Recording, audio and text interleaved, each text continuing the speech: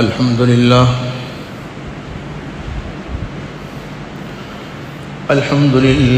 وحده والصلاة والسلام على من لا نبي بعده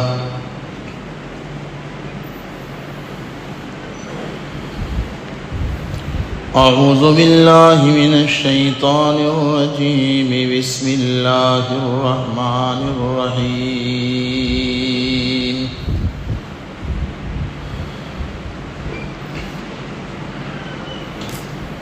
من جاء بالحسنة فله عشر أمثالها ومن جاء بالسيئة فلا يجزى إلا مثلها وهم لا يظلمون.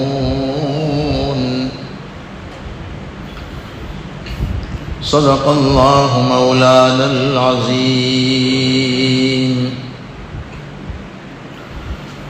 وصدق رسوله النبي الأمي الكريم ونحن على ذلك لمن الشاهدين والشاكرين والحمد لله رب العالمين.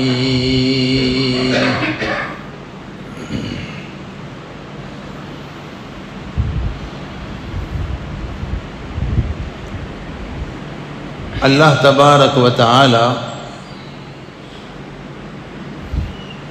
بندے کے جس عمل سے خوش ہوتے ہیں اسے قبول فرماتے ہیں. گزشتہ بھی ہم نے یہ عرض کیا تھا کہ ایک تو اللہ تبارک و تعالی کسی کو نیک عمل کی توفیق عطا فرما دے، یہ بڑی خوش نصیبی کی بات ہے. لیکن اس سے زیادہ خوش نصیبی کی بات یہ ہے کہ اللہ تبارک و تعالی بندے کے اس عمل کو قبول بھی فرما دے. نیک عمل کی توفیق ملنا الگ بات ہے اور اس عمل کا قبول ہو جانا، بولو، یہ فرق یاد رکھیے گا. ایک ہے حج کرنا، ایک ہے حج کی ادائیگی، اور ایک ہے حج مبرور اور حج مقبول کا نصیب ہو جانا. ایک ہے نماز پڑھ لینا، ایک ہے نماز کا، بولو، قبول ہو جانا. ایک ہے رمضان کے روزے، تراویح اور عبادات کو ادا کرنا، انجام دینا، اور ایک ہے ان عبادات کا قبول ہو جانا. ہے کہ نہیں؟ بے شک عمل کی توفیق مل جائے یہ بھی بڑی خوش نصیبی کی بات ہے. عام طور پر اللہ تبارک و تعالی جسے عمل کی توفیق دیتے ہیں اس کے عمل کو قبول بھی کرتے ہیں.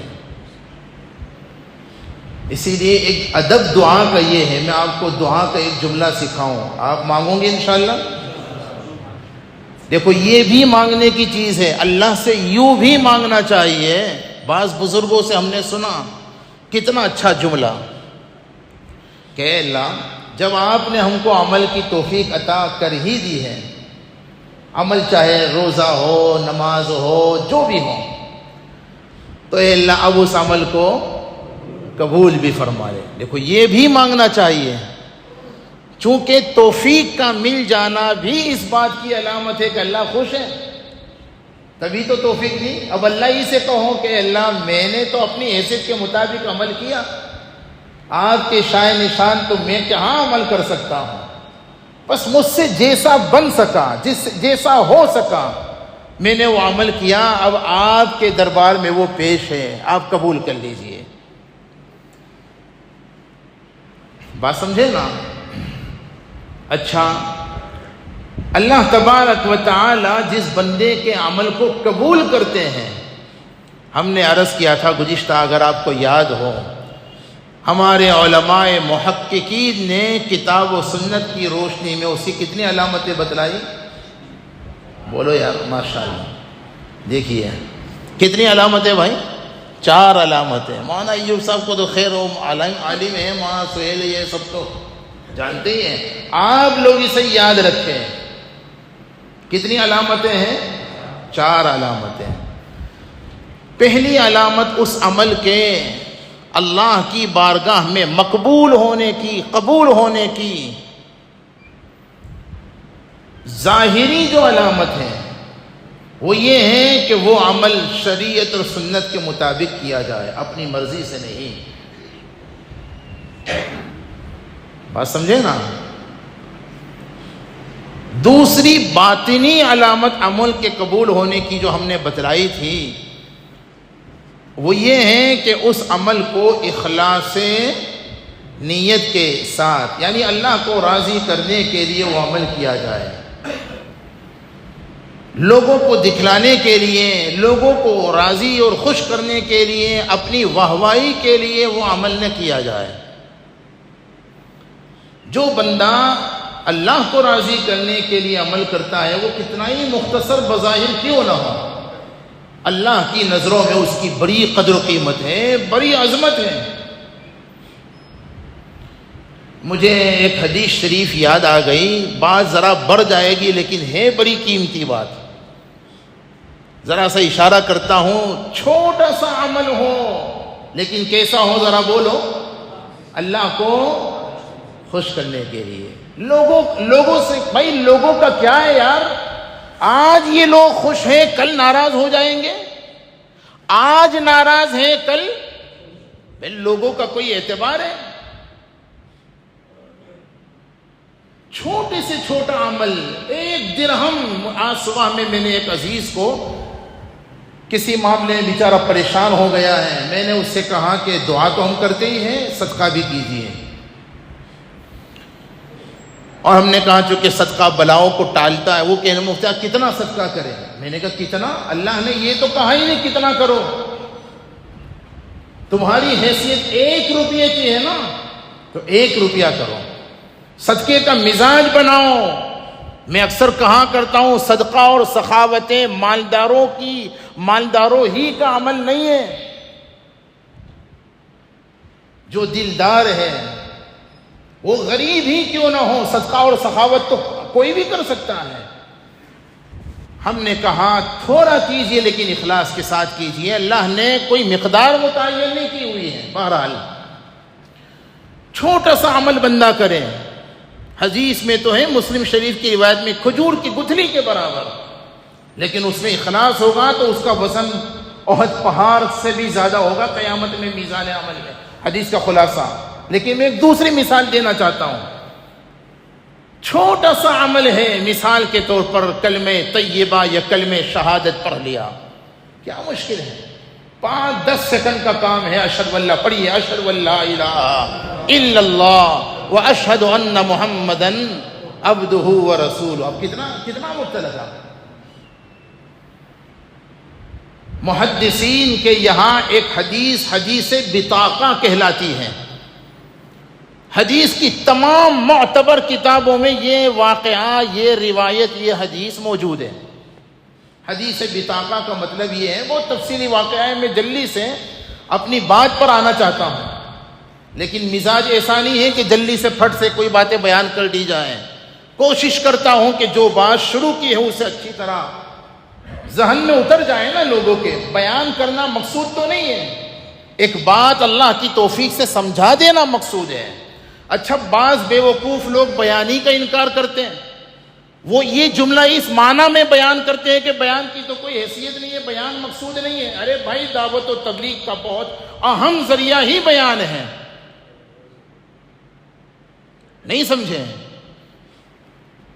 ہاں صرف بیان سنا دینا مقصود ہے. ہماری بات کہنے کا منشا یہ ہے، بیان سنانے کا منشا یہ ہے کہ لوگوں کو ایک صحیح بات سمجھا دی جائے تاکہ ان کے لیے عمل میں بولو آسانی ہو. حدیث بطاقہ خلاصہ اس کا یہ ہے کہ میزان عمل میں ہر ایک کا عمل اچھا برا تولا جائے گا. اب اس میں ایک بندہ ایسا بھی پیش کیا جائے گا کہ اس کے نامہ اعمال میں برائیاں ہی برائیاں ہوگی، اس کے برائیوں کے دفتر اتنے سارے ہوں گے کہ زمین و آسمان سے بڑا میزان عمل کا پرہلا بھی اس کی برائیوں کے دفتر سے جھک جائے گا. چھان بین کرنے کے بعد اچھا وہ برائیوں کا پرہلا جب جھک جائے گا وہ بندہ مایوس ہو جائے گا بظاہر. حدیث میں آتا ہے عین مایوسی کے اس عالم میں اس بندے کو ایک پرچی دی جائے گی، بطاقہ عربی میں اسی کو کہتے ہیں، اور اسی وجہ سے اس حدیث کا نام علماء کے یہاں حدیث ہے بطاقہ. پرچی دی جائے گی،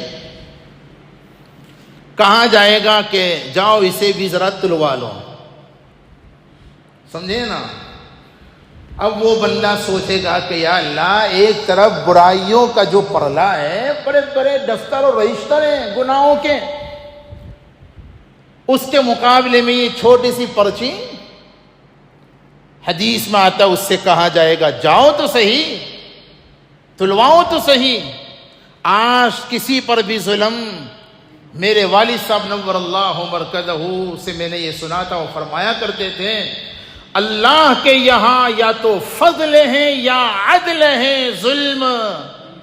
بولو، اس کے یہاں فضل تو ہے اور فضل ہی زیادہ ہے. ہاں، یا اگر فضل نہیں تو عدل ہے، انصاف. لیکن حدیث میں حکم یہ ہے کہ ہم اللہ سے انصاف نہ مانگے.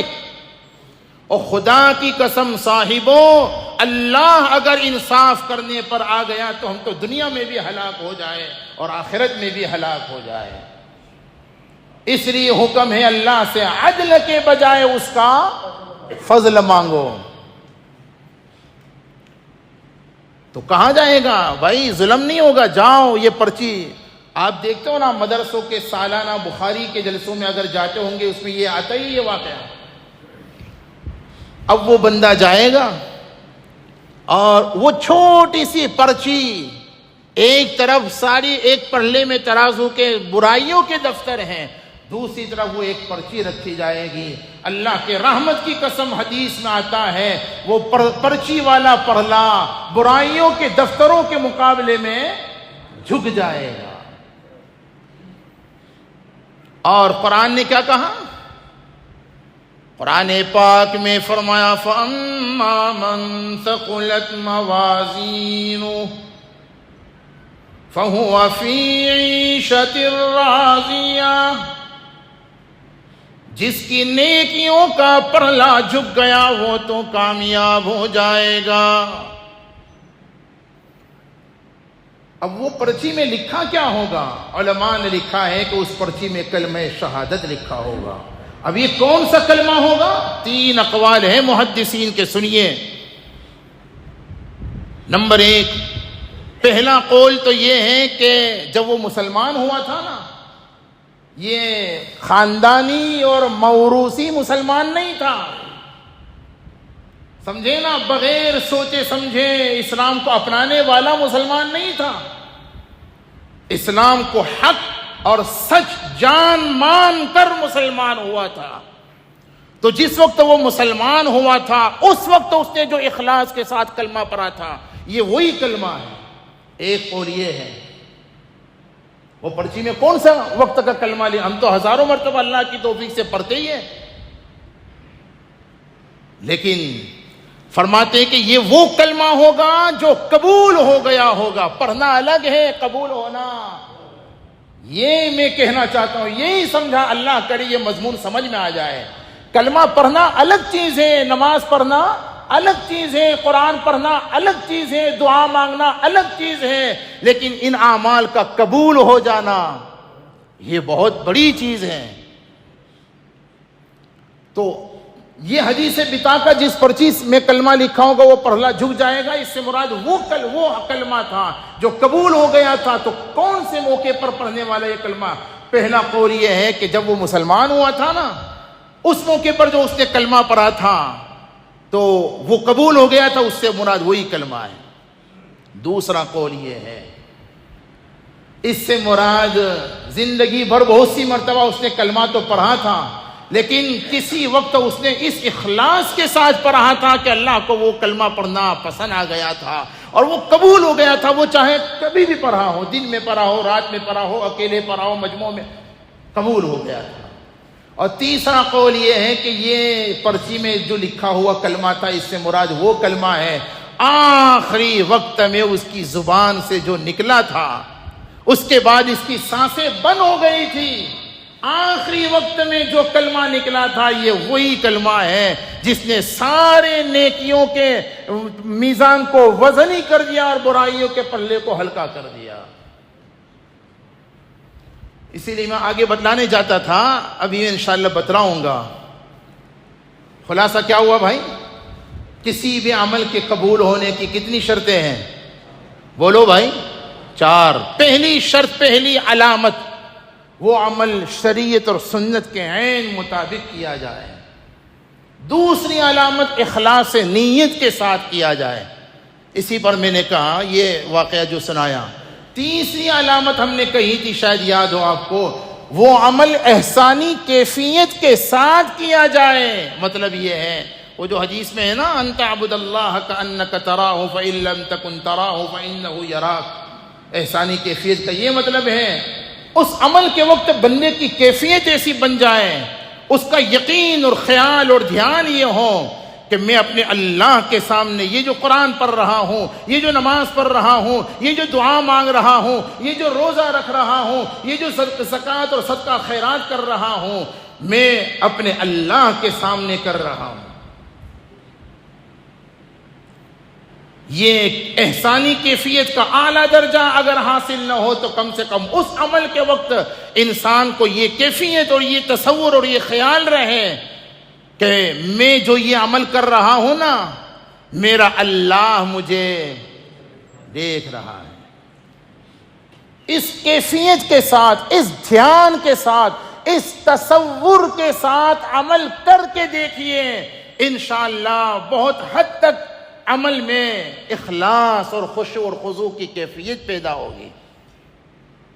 سمجھ گئے؟ اور چوتھی علامت جو ہم نے بتلائی تھی، عمل کے قبول ہونے کی چوتھی علامت استقامت ہے. استقامت کا مطلب پابندی. ابھی جو بدھ کو بھی ہم نے درس حدیث میں یہ بات کہی تھی نا، اللہ کو نفلی اعمال اور عبادات میں وہ عمل پسند ہے جو ہمیشہ کیا جائے، چاہے وہ، بولو یار، مختصر ہوں. ہم نے کہا تھا نا، کتنی ساری باتیں کہی تھی. روز دعا مانگتا ہے، یہ دعاؤں کے قبول ہونے کی علامت ہے. روزانہ قرآن پڑھتا ہے، یہ تلاوت کے قبول ہونے کی علامت. روزانہ نماز پڑھتا ہے، یہ نماز کے. ایک بزرگ تھے مولانا تھانوی رحمۃ اللہ علیہ، قصہ لکھا ہے، بہت اچھا قصہ ہے. میں اپنی بات اب شروع کرنے جا، لیکن گھبرائیے مت، انشاءاللہ وقت پر ختم کرنے کی پوری کوشش کرتا ہوں. مولانا تھانوی رحمۃ اللہ نے لکھا ہے کہ ایک بزرگ تھے، ان کا ایک مرید نیا مرید ہوا تھا. اب وہ ذکر و اذکار خوب کرتا رہا تو ایک مرتبہ شیطان نے آ کر عجیب و غریب بہکا دیا. شیطان بہت جلدی بہکا دیتا ہے بھائی.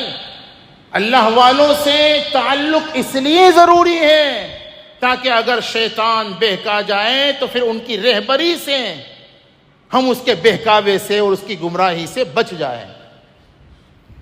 اب وہ جو مرید تھا نا، نیا جیسے ہوتا ہے نا، نیا چلا ولا لگانے والا، تو شروع میں بڑا جوشیلا ہوتا ہے، بڑا خوب عبادت، خوب نمازیں وغیرہ، لیکن بعد میں پھر وہ کم ہو جاتا ہے. اب وہ بندہ شروع میں خوب ذکر کرنے لگا تو شیطان نے ایک مرتبہ اس کے دماغ میں عجیب بات ڈال دی کہ بھائی تو اتنا سارا اللہ کا ذکر کرتا ہے، وہاں سے اللہ میاں کی طرف سے کوئی جواب آتا ہے؟ جب دیکھو جب اللہ اللہ لا الہ الا اللہ، جب دیکھو جب. اللہ میاں نے کبھی تیرے کو کہا کہ بے تیرا یہ ذکر کرنا قبول ہے، پھر کائے کے لیے تو سارا مغز ماری کرنے کی، محنت کرنے کی؟ نہیں سمجھے آپ؟ اب یہ بات دماغ، ہاں یار اتنا میں اللہ کا ذکر کرتا ہوں، لیکن اللہ کی طرف سے کم خواب میں فون نہ آتا، وہی نہیں آ سکتی، لیکن کم سے کم اللہ میاں کی طرف سے خواب میں ہی اگر پتہ چل جاتا کہ تیرا ذکر کرنا مجھے بڑا پسند ہے، ہاں فکر مت کر. ایسا تو کبھی ہو ہی نہیں رہا. اب یہ بندہ حیران پریشان. یہی فائدہ ہے بزرگوں سے اصلاحی تعلق کا. جب اس قسم کی بات پیش آئے نا، اپنے دماغ کے اندر خیالی پلاؤ مت بناؤ. اس موقع پر اپنے شیخ اور اپنے بزرگوں سے رابطہ قائم کرو. حضرت یہ خیالات دل میں آ رہے، بتلائیے کیا کروں؟ وہ گیا تو اس اللہ والے نے کیا عجیب جواب دیا، فرمایا اللہ کی رحمت کی قسم، ایک مرتبہ اللہ کہنے کے بعد دوسری مرتبہ جو تمہیں اللہ کہنے کی توفیق ہوتی ہے، یہی علامت اس بات کی ہے کہ تمہارا پہلا اللہ کہنا اللہ کو پسند آ گیا۔ ایک مرتبہ صبح کی نماز پڑھنے کے بعد اگر تمہیں ظہر اور جمعہ کی توفیق مل گئی، علامت اس بات کی ہے کہ اللہ نے تمہاری فجر قبول کر لی۔ جمعہ اور ظہر کے بعد عصر کی توفیق ہو گئی، علامت اس بات کی ہے کہ اللہ نے تمہاری ظہر اور جمعہ کو قبول کر لیا۔ رمضان اسی لیے رمضان کی قبولیت کی علامت یہ ہے۔ ایک علامت علماء نے عید کے روزوں کو، شوال کے 6 روزوں کو بھی علامت کے طور پر بیان کیا ہے۔ رمضان کے جو 6 روزے ہیں نا، رمضان کے بعد کے شوال کے جو 6 روزے ہیں، اس کے جو فضائل ہیں وہ تو اپنی جگہ پر ہیں۔ حدیث میں ہے نا کہ جو 6 روزے رکھ لے گا رمضان کے بعد بھی، کان کصیام الدہر، ساری زندگی اس کو روزے رکھنے کا ثواب ملتا رہے گا۔ کیسے؟ اللہ کے یہاں کریمانہ جو ضابطہ اور قانون ہے، ایک کا، بولو بھائی بولو، ایک کا 10، من جاء بالحسنۃ فلہ عشر امثالھا، کم سے کم ایک نیکی کا 10 گنا، تو ایک مہینے روزے رکھنے کا ثواب۔ بے بولو یار کیسے لوگ، 10 مہینے روزے رکھنے کے برابر ہوا کہ نہیں ہوا؟ اور دوسرے آپ نے 6 روزے اور رکھ لیے۔ اچھا یہ 6 روزے ضروری تو رہی ہے کہ عید کے دوسرے دن رکھنا شروع کر دو؟ پورے مہینے میں یہ 6 روزے کبھی بھی رکھ سکتے ہیں، ایک ساتھ رکھنا ضروری بھی نہیں ہے۔ آج پہلا روزہ رکھ لیا، 2 دن کے بعد دوسرا رکھ لیا، پورے مہینے میں 6 روزے رکھ سکتے ہیں۔ تو پورا مہینہ روزہ رکھا تو ایک مہینہ روزے رکھنے کا ثواب 10 مہینوں کے برابر، اور یہ جو 6 روزے رکھ لیے، اچھا پھر مہینہ 30 کا ہو یا 29 کا ہو، اللہ تعالیٰ کے یہاں بنیوں والا حساب نہیں ہے، کریموں والا حساب ہے۔ جیسے اس مرتبہ 29 کا رمضان ہو، ثواب تو 30 کے اعتبار سے ہی ملے گا، سمجھے نا؟ اور یہاں بھی اس کے بعد 6 روزے رکھ لو تو دوسرے 60 دن یعنی 2 مہینے کے روزے ہو گئے، پورے سال روزہ۔ اگر ہر سال رمضان کے بعد یہ 6 روزے رکھتا رہے بندہ تو گیا ساری زندگی روزہ رکھنے کے۔ یہ ابھی نہیں پتا چلے گا، جب قیامت میں ہم جائیں گے نا، ہمارے میزان عمل میں یہ لکھا ہوا ہوگا کہ اس کی تو ساری زندگی روزوں کے ساتھ گزری ہے۔ اب وہ حیران کہ وہ کیسے، تو وہ ایسے۔ شوال کے جو 6 روزوں کے فوائد اور فضائل ہیں، اس میں ایک بڑی فضیلت اور اس کا فائدہ یہ بھی ہے کہ رمضان کے قبول ہونے کی ایک علامت شوال کے 6 روزے بھی ہے۔ اگر رمضان قبول کرنا مقصود نہ ہوتا، اللہ رمضان کے بعد بھی 6 روزوں کی توفیق اللہ نے توفیق دی، تو یہ علامت ہے کہ رمضان کے روزے قبول ہو گئے۔ رمضان میں مسجد میں آنا اگر قبول کر لیا تھا اللہ نے، تو یہ علامت اس بات کی ہے کہ رمضان کے بعد اس کا تعلق مساجد سے ختم نہیں ہو گیا۔ بس میں اب اپنی بات کو ابھی سمیٹنا چاہتا ہوں، آئندہ دیکھیں گے۔ پھر میں جو بات کہنے جا رہا تھا بہت جلدی میں ذرا سن لیجئے۔ سیدنا عبداللہ ابن عباس سے کسی نے 3 سوال کیے، رئیس المفسرین، اس امت کے سب سے بڑے مفسر و حضور کے کزن، حضرت سب سے مبارک مہینہ کون سا، سب سے مبارک دن کون سا، سب سے مبارک عمل کون سا؟ فرمایا سب سے مبارک مہینہ تو رمضان، سب سے مبارک دن تو جمعہ، اور سب سے مبارک عمل نماز اپنے وقت پر ادا کرنا۔ تفصیل میں نہیں جاتا۔ یہی سوال اس بندے نے یا کسی اور نے مولا علی کرم اللہ وجہہ سے پوچھا، اور یہ بھی بتلایا کہ حضرت عبداللہ بن عباس سے میں نے سوال کیا تھا تو انہوں نے یہ جواب دیا۔ فرمایا ان کا جواب سر آنکھوں پر، لیکن میری رائے یہ ہے، میرے نزدیک سب سے مبارک مہینہ وہ ہے جس مہینے میں بندے کو تمام چھوٹے بڑے ظاہری باطنی گناہوں سے توبہ کی۔ بولو بھائی، جس مہینے میں بندے کو توبہ کی توفیق ہو جائے نا، وہ مہینہ سب سے افضل ہے۔ اور میرے نزدیک سب سے مبارک دن وہ ہے جس دن میں بندے کا ایمان پر خاتمہ ہو جائے. وہ جمعہ کا دن ہو، سنیچر کا دن ہو، موت کے وقت کلمہ شہادت اور کلمہ طیبہ پڑھ کر کے بندہ دنیا سے گیا، وہی دن سب سے افضل ہے. دیکھا آپ نے. نمبر 3، سب سے مبارک عمل میرے نزدیک وہ ہے جو اللہ کی بارگاہ میں قبول ہو جائے. اور ہم نے بتلایا قبولیت کے لیے 4 چیزوں کا اہتمام ضروری ہے. وہ عمل شریعت اور سنت کے مطابق ہو، وہ عمل اخلاص نیت کے ساتھ کیا جائے، اور وہ عمل احسانی کیفیت، اللہ کے دھیان، احسانی کیفیت کا مطلب میں آسان لفظوں میں کہوں اللہ کے دھیان اور اللہ کے استحضار کے ساتھ کیا جائے. اور نمبر 4، پابندی کے ساتھ کیا جائے. تو بھائی جیسے خلاصہ میری بات کا یہی تھا، ہم چاہتے ہیں کہ اگر ہم یہ چاہتے ہیں کہ ہمیں معلوم ہو جائے کہ ہمارا رمضان قبول ہوا کہ نہیں ہوا، تو اگر رمضان کے بعد بھی نمازوں کا سلسلہ جاری ہے، رمضان کے بعد بھی یہ 6 روزے آپ نے رکھ لیے، حالانکہ فرض نہیں ہے، نفل ہے، رمضان کے بعد بھی دعاؤں کا اہتمام جاری ہے، رمضان کے بعد بھی تلاوت کا اہتمام جاری، اگرچہ ان نفلی اعمال میں کچھ فرق آ جائے اس میں کوئی حرج نہیں ہے. رمضان میں 2 سپارے پڑھتے اب 2 ہی رکوع پڑھ رہے، رمضان میں 1 گھنٹہ آدھا گھنٹہ دعائیں اب صرف 10 ہی منٹ مانگ رہے، کوئی بات نہیں. لیکن یہ سلسلہ بند نہیں ہونا چاہیے. بس یہ ساری بات کا خلاصہ، اگر یہ سلسلہ رمضان کے بعد بھی جاری ہے تو خدا کی قسم علامت اس بات کی ہے کہ ہمارا رمضان قبول ہو گیا. اللہ تعالی ہم سب کے رمضان کو بھی قبول فرما لے، ہم سب کی زندگیوں کو اللہ تعالی بندگی بنا کر قبول فرما لے. آمین. وآخر دعوانا الحمدللہ.